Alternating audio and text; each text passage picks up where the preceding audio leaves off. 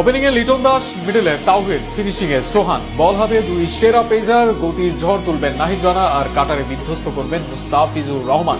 এছাড়াও রকিবুল, রাব্বিরা তো আছেনই। সব মিলিয়ে কেমন হলো রংপুরের স্কোয়াড? বিপিএল এর সবচেয়ে প্রফেশনাল দল কোনটি? এক কথায় এইখানে সবার উত্তরটা একই হবে, রংপুর রাইডার্স।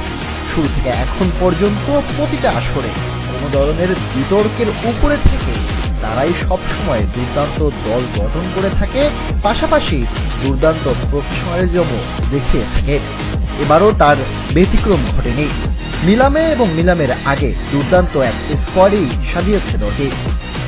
নুরুল হাসান সোহান, মুস্তাফিজুর রহমান দুই পরীক্ষিত সৈনিককে আগেই সাইন করেছে তারা। বিদেশিদের ভিতরে খাজা নাফে এবং সুফিয়ান মুকেম, এই দুজনকে দলে নিয়েছে দলটি প্রি সাইনিংয়ে। তবে আসল খেলাটা খেলেছে নিলামে। লিটন কুমার দাসকে মাত্র ৭৫ লাখ টাকায় দলে ভিড়িয়েছে রংপুর রাইডার্স।